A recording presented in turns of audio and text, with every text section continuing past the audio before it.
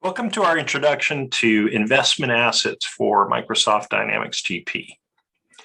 Today we're going to walk through entering some transactions, and then we're going to talk a little bit about how those transactions can be imported from Excel files that you might download from an administrator, third-party administrator website. First of all, let's just talk a little bit about the buy and sell process of transaction holdings. We do have the ability to define ticker symbols and CUSIP IDs, and then investment masters that reference those. I'm going to quickly open up and show you our investment master screen. So if we select a particular investment that has a ticker symbol, we have the ability to pull data off the internet for market value information, or we can key in market value information if it's not a ticker symbol. This ticker symbol is going to use either Yahoo Financials, or it's going to, if you have a subscription with Alpha Vantage company, you can use their download API as well, and there's a place where you can store that key. On this particular investment, you'll notice that this is not set up as amortizable. It is a equity. It might be interest bearing. So if you do have any equities that are interest bearing, you can define an interest rate. Most of the time we see that more on amortizable investments like bonds. You can choose to handle bonds as available for sale, and therefore not be amortizing, just doing market value adjustments on those particular holdings. And you'll notice we do have an interest based on master rate. So we can set up a master rate like prime, and then we can say that the interest rate is going to be plus or minus the prime rate, as it were, with regards to this master rate ID. And then you have a place where you can update the master rate as time goes by, so that if it is something that's based off of that master or prime rate, we have that ability to do that. We also have the ability to handle TIPS, so Treasury Inflation Protected Securities that might have a par multiplier. We have that ability to define a par multiplier value and update that as part of our import of market valuations. We can change the par multiplier at the same time in that same import file.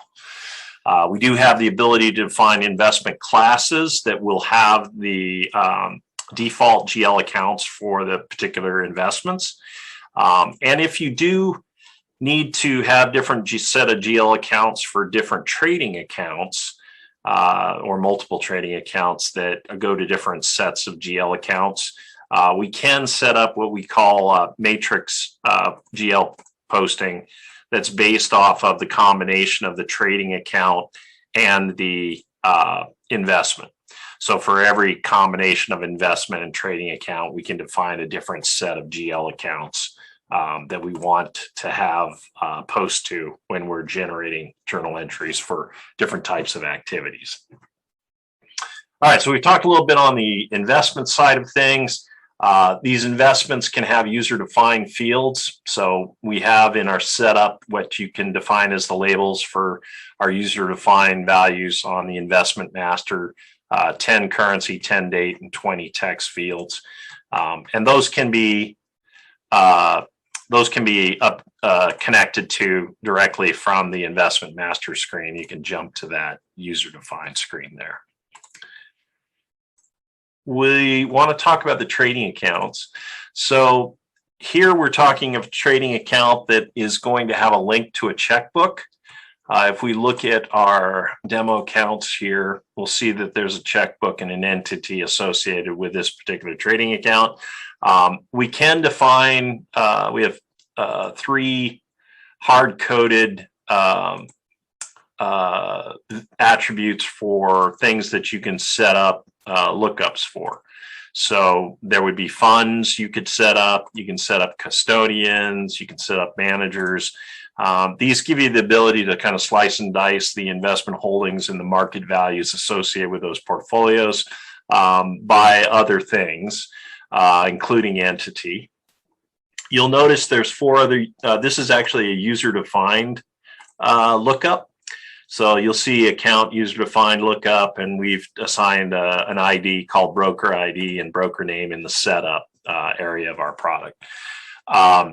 Other things you can look on here, the trading account is where we define the rounding GL account if we're dealing with amortization or interest accruals. We may have some rounding going on there. We do support out to 10 decimal places when it comes to calculations of interest and amortization. But as you know, when you want to post to the GL, you've got to post in the number of decimal places for the currency, which with US currency is 2 decimal places. You'll see on the trading account some user-defined fields. Again, we haven't set these up in the setup, but these labels could be 10 text fields and 5 date fields. And if we're going to do any kind of funds transfers, like sweeps, things of that nature, we can set up another checkbook that perhaps is going to accrue interest at a higher rate than the checkbook that represents the balance of the trading account. And we'll get into that a little bit more. Account type is where we can define the interest accrual calculation methodology for a particular trading account.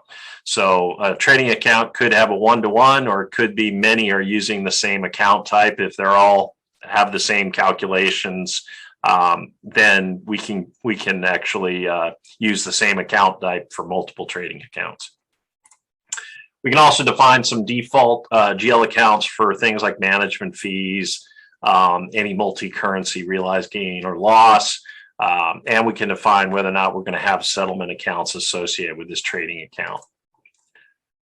We're going to jump into our transaction level, and we're going to purchase a couple things. One, I'm just going to say buys here, purchases, and this is a T for transaction as opposed to V for market values.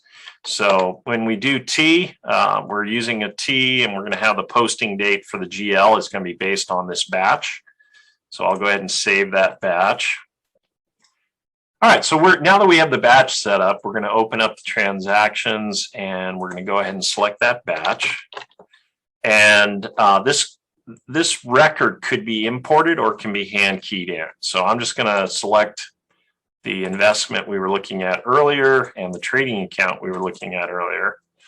And we're going to select a buy transaction here. We're going to put in, let's say, 10,000 shares. And this is an equity. I'm just going to purchase it at $10 a share. And let's say it's a $20 target. We may have commission expense associated with this. So let's put in $500 of commission expense. Now, on an equity, we don't have to put in a maturity date. The face value is just defaulting as a value there. Particularly if you have interest calculations going to be happening off of this. If it was an equity, we'd need to know the value that the face value is going to calculate on for the interest calculations. But in this case, we don't need that.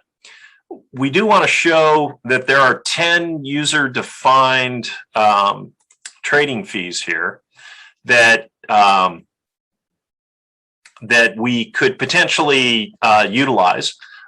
We've only set up one, but we support up to 10 additional financial transaction fees, simply because in Africa, there are plenty of additional fees that are calculated on financial transactions.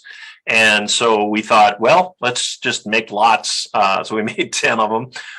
You probably will never use that many, but you can see that there's this potential to store in, let's say, an extra $200 fee on the transaction that we need to store and post against an offset account. All right, so we've got this entered here. We're entering into the same currency, the functional currency. So we don't need to capture any rate or exchange table information to record both originating and functional currency amounts in the general ledger. We can save that transaction. And then in that same transaction, I'm going to enter one that's an amortizable investment. So something like, let's see this note here, I believe is amortizable. So we'll put that in. We're going to buy that. And we're going to buy it at a discount. So we're going to say it's 0.97. These decimal places can be changed in the company setup. We actually store the data at 5 decimal places for quantity and 10 decimal places for price. But we allow you to change it as you see fit for your particular users, being able to enter that at whatever decimal place level that is most comfortable for them. So let me put in the quantity actually. We'll put in 100,000 at 0.97. So it's a discount from 1. As I tab off of this, it will attempt to predict what the face value is based off of the price. So because it is a amortizable investment, we have that ability. In fact, I'm going to copy this and let's open up that investment master just like we did with the equity and show you that. Oh, it isn't set up as amortizable. Oh, that's right. This is a demo for people who are doing mark to market on those rather than discounted premium. But let's do this. Let's just change and make this amortizable. And you'll notice we have both a straight line method and an effective interest rate method. So we can do it either way. And then on the interest calculations, we can support 3 different date count conventions for interest accruals. So we can either use 30, 360, actual 360, or actual 365. In this case, we've got 2.5 and it's going to calculate on face value, but we do have the ability to calculate on face value plus any accrued interest as well when we're doing the calculations here. All right, so let's save that and go back to our transaction. So on this transaction, I'm going to go ahead and put in a maturity date of 12/31/2032. And if we have any purchased, so any accrual that we're purchasing along with the transaction, we can put in, let's say $300 of accrued interest through halfway through the month. And you'll notice there's the user defined fields. We've got 5 string and 5 date fields that you can also store on these investment transactions as well. Let's go ahead and save that transaction. And then whether, and that was just to show you the entry, but we do have the ability to not only import that buy batch with a 4-column import file, or the buy transactions from a CSV file. So you can browse to a CSV file and import in the same type of data that I hand keyed in. We can import that in. We have a PDF spec that has the column layout required. You can define it in Excel and then save it as a CSV to import this information in. Just to point out, the investment master we showed you, those can be imported in. The ticker symbols and QSIP IDs that might be related to those investment masters can be imported in. You can either hand create, hand enter the batch and then import the files for the actual holdings the buys and sell transactions that you're going to be doing. We also have the ability to import cash transactions, and we'll go into this a little bit more, but this is things that affect cash but are not buy and sells of investments. So things like dividends, receipt of accrued interest, or receipt of interest that hasn't been accrued, management fees, and other. So we'll get into that a little bit later, and then you'll remember back, oh yeah, we could import that too. The other thing we can do is we can import market values for our investments. So if our third-party administrator has a file that we can download with the market values so that we can match up with their reconciliation reports, we have that ability to import from Excel saved as a CSV. And we can also import exchange rates. So if we're dealing with multi-currency and we need to import in a value for the exchange rate for every day of the month at the end of the month, we can just import in those daily exchange rates from a CSV file.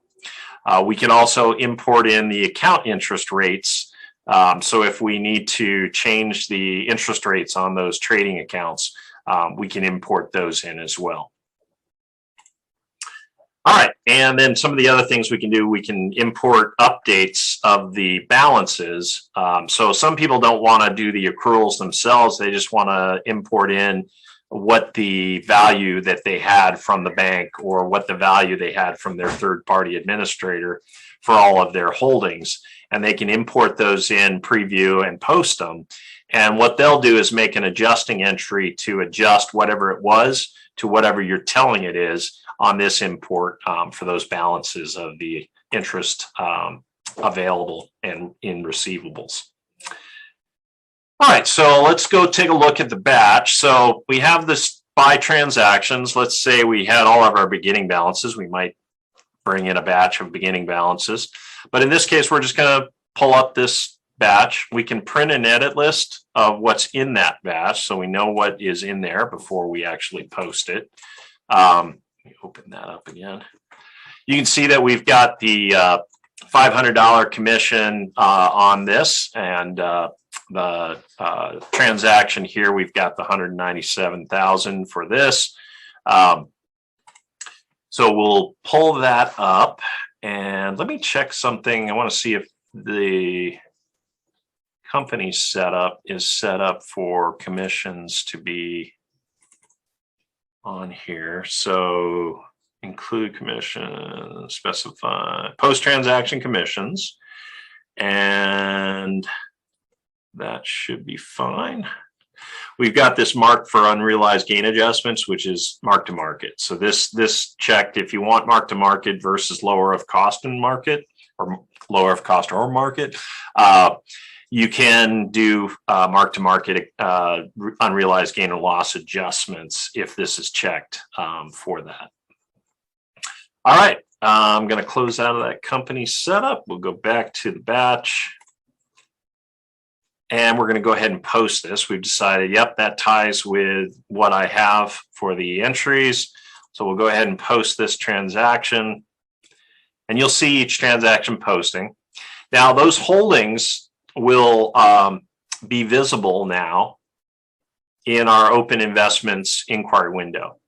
So you can see we've got, let's see, 89 and 90 are the two last transactions. You can see the equity and the bond. You can see the quantity remaining from each of these lots. So think of this transaction ID as like a lot where we're saying, okay, we have a certain quantity at a certain price. Now, you'll notice that these have been adjusted to 50. So there was evidently unrealized gain or loss adjustment that was done there. We'll walk through and show you how you can look at that. You can drill back on the details and see the information, the detail information here on the transactions. You can even sell from a specific lot. So if you don't want to use an allocation method like FIFO, first in, first out, or average cost, and you want to sell from a particular lot and recognize it based on that actual lot's cost, you can sell from a selected transaction, and you'll see that the actual cost of that particular lot is embedded into that transaction. And if I was going to sell it at 20, it's going to show me how much cash I'm going to receive from that. All right, I'm not going to do that. I'm just going to leave that there. The other thing that I wanted to point out was that we post to that checkbook. So on the checkbook register, there's going to be some transactions in that particular trading account. If I had changed the date, it'd be a little bit easier to find it. Let's sort this by date. Or no, actually, let's sort it by number. Display. And then go down to the bottom. We should have our two transactions. There we go. So this is the transaction here that is the the one that we had with the commission and with the extra trading fee. And this is the one that we have here for the note that we've purchased. So those bonds or those notes have been purchased. And we also post to the general ledger. So we create the GL journal entries here. I'm just going to go look at the last journal entries created. So the equity, you'll notice here, has the $100,000. It has the commission, and it has the cash balance here with the trade fee as well. So we have a balanced journal entry. We can drill back to the investment transaction details from the general ledger based off of the reference. We also stick information into a note field in here as well. So each journal entry's note will have a description of the investment and the trading account, and the originating in transaction ID or lot ID within our subledger will all be stored within the note field there as well.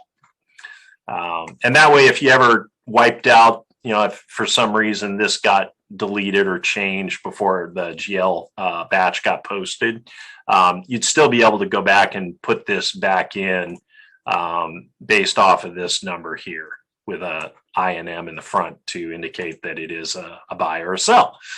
All right, so we've got that particular batch sitting out there in GL. When we do beginning balances, of course, we delete this batch and we make sure that the totals all reconcile to the existing GL.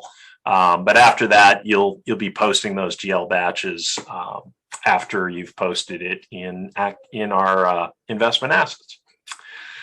All right, so we've covered purchases transactions. Again, those can be imported in. The other thing we can do is what we referenced is account cash transactions. So account cash transactions can either be imported in. You might have a batch let's say, what month is it? It's September. So we could have September 2021 cash transactions. Add the batch, and let's change the date to 09/30/2021.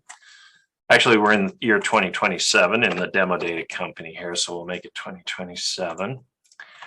And we can then select the trading account, and we can specify, is it an addition to cash or a subtraction from cash? What that amount is. Let's see, 09/25/2021, there was a transaction that was for $50. It could be just related to the cash transaction. So it could be, to the trading account, it could be just a management fees trading account. If it was set up at the trading account level, this would default in, or I can just type in, look up what the GL account is for that. It could be that it's related to a combination of the trading account and the investment. And let's make it 100. And maybe this is just some kind of, extra fee, whatever it is. If it's other, then, it's going to be based off of that. If it's something like a dividend, you'll notice that it defaults in the GL account because we have it set up in the posting setup for that particular combination of investment and trading account. Could be an extra commission that came in later, except I would need to have a subtraction for commissions, or it could be a dividend, and we might have a subtraction to dividends to fix a previous maybe excess dividend earlier that we needed to adjust. If we want to link it to a specific transaction ID, we can either key in that transaction ID or look it up. So in this case, let's say it was based off of this. We now got a linkage of this particular fee. Or in this case, let's change this, an addition of a dividend that's related to that particular lot number, that transaction ID. We could save that, or we can actually just post it right away if we want. So if I post that, I got to get rid of the batch. If I put it in a batch, I can save it as a whole batch. And that would be typically the way you would do it if you were importing in a file. Or we can just save this. Actually, no, sorry. We can just post this. And if we look at that inquiry on the financial checkbook register again, we'll look and see at the checkbook, and by numbers fine. If we scroll down for the IACs, you'll see there's one there for the 925 that we can look at and see that, yeah, there was $100 addition to the checkbook for that. And we can also see the journal entry here for that particular dividend receipt here. So we can see, okay, we had some dividends revenue, and we've got the offset to cash there, increasing our cash. Again, we store information inside the trading account with a reference back to our document number.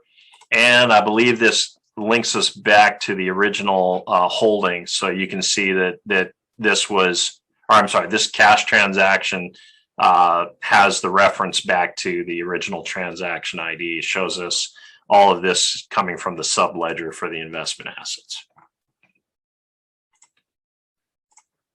All right, so we've gone through that manual entry, right? And remember, I said on the file imports that all of those months worth of cash transactions, dividends, interest could be in a file that you import in and post rather than manually keying that as I did. The next thing we're going to talk about a little bit is if I wanted to, I have a one-off and I say, okay, I want this particular holding, I want to do a related cash transaction, then I don't have to key in as much stuff. All of this stuff comes in because it started from the holding, and so it knows all of that information. It's got that embedded into the transaction, and I can just put in $600. I can change this to say more dividends, or it could be from accrued interest or some other thing, right? I'm just going to use dividends again, and we're going to go ahead and post that. And we've got, again, another cash transaction associated with that. But it is a little bit easier if it's a one-off to just find the transaction that you want. Let's say I want to find my holdings of that particular investment, right? Or that in a particular account. So if I pull up an account that we don't have any transactions in, you can see the inquiry window has gone to 0 there. If I come back off of it, it's going to show me all of that investment, all the holdings that currently have quantities remaining. Now, the other thing you'll see in here is we've got a total cost, we've got a total adjusted value. So the last time the unrealized gain and loss adjustments were posted to the general ledger, that's based off our adjusted value. And then we also have our total market value. The market value is based off of the current price on the investment master multiplied by the quantity remaining. So because we purchased some things, the system automatically keeps track every time we post a transaction for a particular investment. It's going to come back and update the current price and what the previous price was. This is what's compared, or this is what's looked at to get the market value. So this is what we're going to update when we want to bring in market values for this particular investment. Now, a couple different ways we can do that. One is we can create a batch and download market values into that batch, which is a 20-minute delay type of thing. Or we can import those market values. And what I'm going to do next is just hand key in one of these investment market values. First, I have to create a batch for that. So I'm going to just call this vals, market values, and make it valuation. And we're going to specify what the currency is for the valuations here. So I'll save that. And then we'll go through and we will hand key in some market values. So once we're into the market values entry screen, we can select the investment, and we can say what the price is. So I can say, let's say it's 30 on a particular date, right? So in fact, let me change my date here. 09/30/2027, and then we'll go in and look at the market values here and select this batch, this investment, and we're going to put, let's make it 100, make some good gains on this. All right, so our date here is 09/30/2021, and all the rest of this stuff is just optional. If you want to put it in, you can. If you have a source of information, you can map that in on the market value import file. We have columns for all of this information. I'm just going to save it. All right, so we've saved that, and now we're going to come in and look at the edit list. And this could be a whole bunch of records, right? If we print the edit list, we should only see one because I've only entered one. But if you were importing a long list of things, you would have all of these things specified here. And all this is doing is updating the current price on the investment master. So I'm just going to show you that particular holding again. If we look at that holding, the current price is still at 10. When we post that batch, it's going to update this to 100. And it's going to change the market value on the inquiry window to reflect that. Now, you might ask, why do we have a separate routine for the journal entries for the adjustments here? And that is because some people need a daily market value report, but they don't want to make valuation adjusting journal entries until the end of the month. So we've broken this out into two steps because it allows some people to import daily market values so that they have reporting as to what the current market value of their portfolios are. And then at the end of the month or the end of the quarter, whenever they want to do the unrealized gain or loss adjusting entries to record the unrealized gain and loss, that is when we would do this next step. So we're going to post that batch. So we'll go back up to our batch maintenance, select our vals batch, and post this. Oh, and I'm going to make this 09/30/2027 first. So let me save that.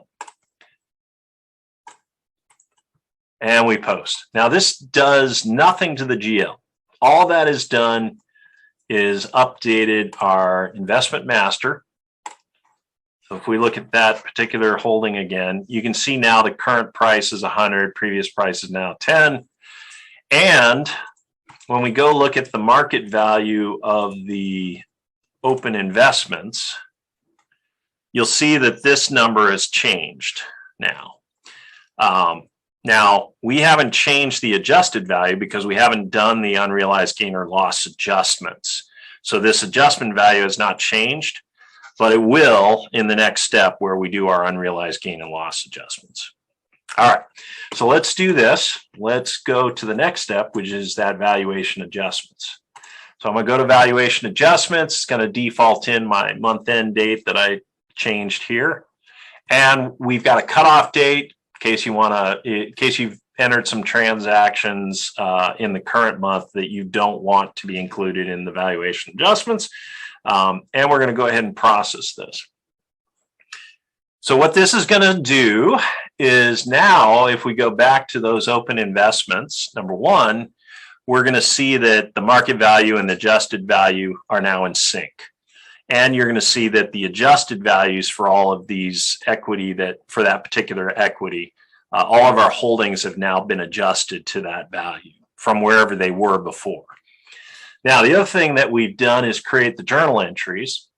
So if we look at the GL journal entries in GP and we go to the end, you're going to see there's a bunch of unrealized gain or loss. So some of them may have gone up, some of them may have gone down.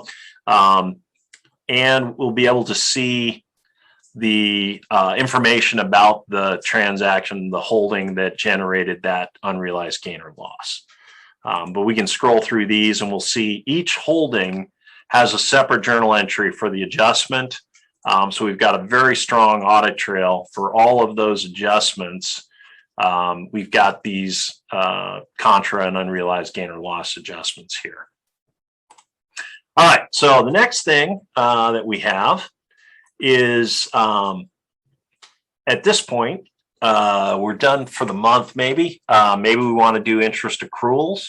So we could have investment interest accruals through the end of the month, and we can do a preview to see. I may have already accrued past that date, but maybe not. Oh, okay. So here we can see that the transaction we put in it was purchased in April. It's been accrued all the way through 9/30. It's going to show you the amount that was purchased with the transaction, and it was last accrued through that date, but this includes that purchase through that date. And now it's going to tell us here's what the new interest amount is going to be, and it's going to generate a journal entry for the difference. All right, so when we go ahead and process this, it's going to create a batch, and we're going to have a journal entry over here for the interest receivable and the interest revenue calculation there. So again, we'll have information about what generated the journal entry. I believe this just drills back to the original holding. Oh, maybe it doesn't drill back actually there on this particular type of transaction. All right, and now we go back to that open transaction that we recorded. And if you look at the transaction details, you can see the original purchased amount, the interest accrued while held, and the current interest amount through this date. We can receive against that particular transaction. So if we're receiving interest on that in the next month, we could do a related cash transaction and say, okay, we're receiving against accrued interest. So it would go back against the accrued receivable and reduce that amount down. Now you can see the amount of the accrued interest is displayed when we come from this related cash transaction, so we know how much we have accrued. If you got maybe $100 extra, you would want to put 1471 against the accrued and do a revenue for the rest. Let's just check and see if it actually does that automatically or whether you have to enter it manually. I think if we enter a cash amount,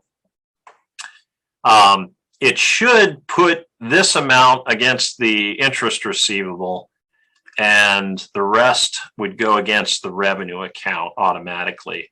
But let's just test this out and see. And for demo purposes, we can always remove it if it doesn't work. So let's go ahead and post that. And let's go look at the journal entry for that. So on the the financial general ledger, go and look at that journal entry. And we'll see that, yep, sure enough, it actually does post the entire cash transaction, but it realized that part of it was accrued and part of it was not. And it separates out and says, okay, the rest of it's going against the revenue, the default revenue account for that particular investment in that trading account. Excellent. And if we look at the open investments and we drill back down on that particular transaction, we'll see that we no longer have a current accrued interest amount. And we have received of that accrued interest, we received 1471.23, and we have a zero accrued interest amount now. All right, let's talk a little bit more about account interest accruals and transactions. So if we are accruing interest on the trading accounts, we can do that as well. We do have to put a beginning date, like maybe the month of of September for the cash balance on the account. Can't really do much with this just because our cash accounts are negative right now, but you can do a similar thing to the investment interest, but it would be based on the cash balance of the checkbook associated with the trading account, and use either a daily balance or average daily balance interest calculation methodology. All right, so we've talked about the whole process of buys and sells and unrealized gains and losses. One of the other things that we might do is a sale.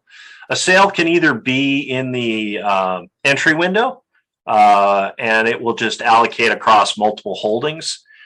So we could put in a sale for, let's see, 220,000 of ABCO markets, and it will undo the unrealized gain or loss, and then we'll record the realized gain or loss for all of these transactions. But I don't have to do them one at a time. I could just say, okay, I know that I'm selling 220,000 shares. So if I have another batch, and this could be the same batch, it doesn't have to be a different batch, but I'll just put sell transactions. It's a transaction batch. And we could put in 220,000 for that particular batch of that particular equity. So in this case, let's say I'm selling the whole thing. I would put in a sell transaction, 220,000 at a price of, let's say 90. So it's less than the current market value. So we're going to have some adjustment there. It's still going to be a positive value on the realized gain because all of our transactions occurred with that way. We could put in a transaction fee if we wanted to, but I'm not going to worry about it on this. I'm just going to save it. And if we look at the transaction, where am I? The batch. Close that. All right, and we pull up that sell batch, print the edit list to the screen. We can see that we've got 220,000 times that's going to give us a total of 19 million. That's always good. We're going to go ahead and post that batch, and it's going to allocate it. And I believe we're set up with FIFO on this particular setup. It's going to allocate across all of those holdings. So if we go and look at our open investments now, we'll see that all of those open holdings are now closed. They're now in history. So we don't have them here on the open inquiry anymore. If we look at the journal entries, we're going to see for each of the holdings, we're going to see the, actually, I might be wrong. I guess we're going to have, one transaction, and it's going to have the allocation of that cash balance and the offset to all of the unrealized here. You're going to see the unrealized and contra account have been backed out from where they were, and the realized gain has been recorded in addition to backing out the asset at cost out of the investment asset account and recording the cash impact. Now, if we look at the cash register, we'll see that on the cash register as well. So if I look at inquiry, financial, checkbook register, select that trading accounts checkbook. And if we sort this by date, I believe it'll be at the bottom. So if we scroll down here on date basis, oh, no, I was wrong. There's some 1231s. Okay, so here's our increase to cash from the sale, right? So the sale is bringing in that particular information in. So you can see that is hitting our impact of our cash account. And we've got that GL journal entry that shows that as well. If we look at our gains and losses, we'll be able to look for that particular investment and that particular trading account. And we should see those holdings there, all dated 9/30. And the trading account here has the calculation of the gain or loss on each of those holdings. So we had a loss on the one that we recorded at 100, but we had gains on all of the other ones there as well. All right. Cash transaction history is just going to show every transaction that's no longer an open transaction. Again, if we look at a particular investment and a particular holding account, we'll see those buys and the sell transactions associated with all those. We can void. If we void the sell transaction, it will get rid of the sale and it'll put the open holdings associated with the sale back into the open inquiry. And likewise, if we're on the open investments and we void a buy transaction, we can do that as well. So we can void the selected transaction here. If we're editing in here, we can edit the amount of accrued interest, edit the amortized amount if we need to. If there's a holding that we just want to amortize and accrue interest to maturity, we could. What else? Adjusting cost basis if we need to. Converting and transferring, these are usually done in mass rather than on a single line level, but we can do that. Or record return of capital to reduce the cost basis based on that. So some of the other types of things that we might need to handle, if we have multiple companies, so some of our clients have hundreds of company databases, and they don't want to have to do market values and import investments on every single company database. So what we thought is let's have the ability to publish the investment masters and the market value that's on the investment master to all the other companies. And so you can create a sort of a master company where you set up your ticker symbols and your QSIP IDs one time in that master company, and then we publish those investment masters and securities to the other company databases. And we can use the default posting accounts for each company as the GL account that's going to be associated with each of those records. Now, if we have more than one company set up in our company setup, we'd be able to publish this to all the other companies. So that's something that's useful if you're dealing with a large number of company databases. Now, you may say, well, we don't do that. We have multi-entity management from Binary Stream. We also work with Binary Stream. So we can generate the journal entries, even if you have Binary Stream's multi-entity management. You can set up the trading accounts so that the entities that you set up are equivalent to the entities in multi-entity management.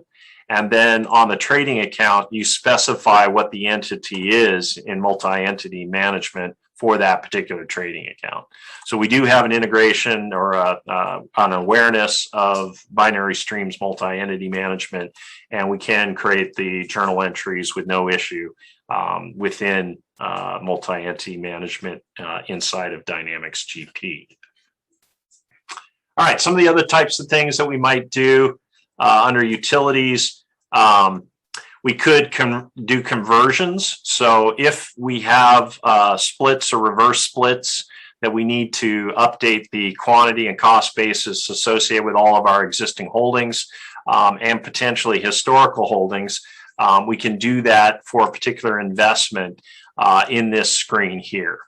The other things that we can do, we can auto sell matured investments. So if we have investments and we just want the matured investments to just automatically be recorded as sold at face value, we can run that routine from this screen as of a certain date.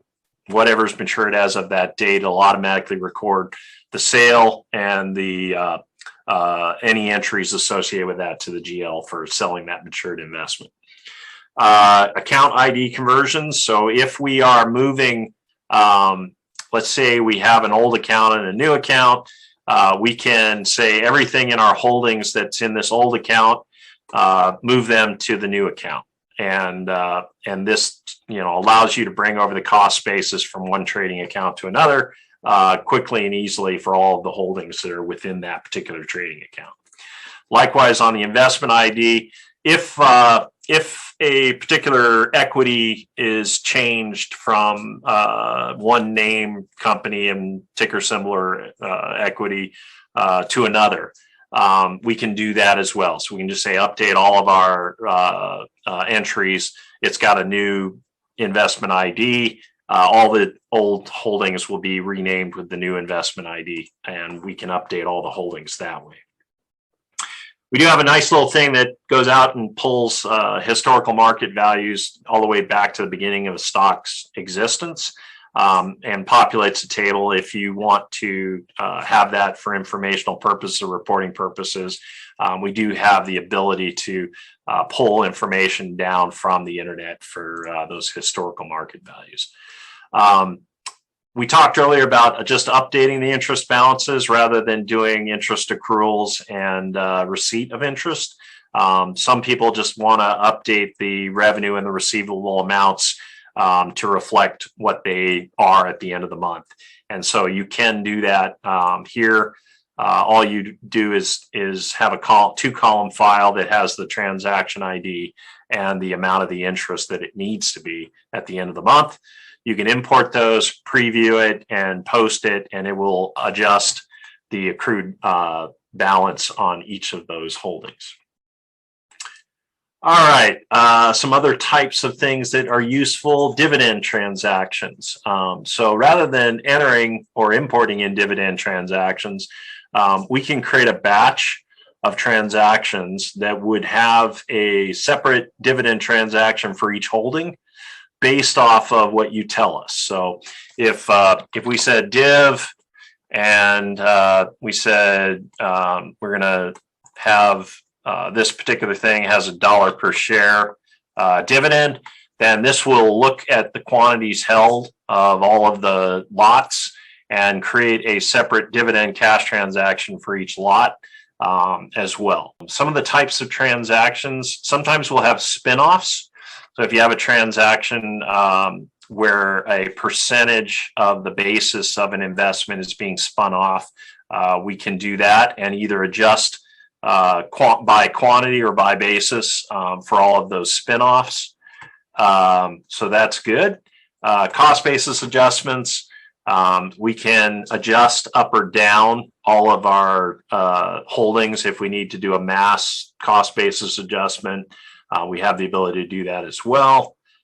Principal interest payment transactions. So if we are recording a buy down of interest or buy down of principal as well as interest, we have the ability to make these types of transactions that will not only reduce the interest accrued on a transaction, but also the cost basis or the principal for that particular transaction. We do track ownership of the trading accounts. And so one of the things we can do is record how much a particular owner of a trading account has contributed or withdrawn from the trading account. And this will then change their percentage of ownership as well. So if we look at the setup, first of all, you have the ability to define an owner. Lots of user-defined fields and a default contributions account that's posted. You can record on the owner, the account owner relationship. So the account owner is the combination of the owner with a trading account. And we can track the percentage of ownership either manually or with those ownership transactions for this particular trading account.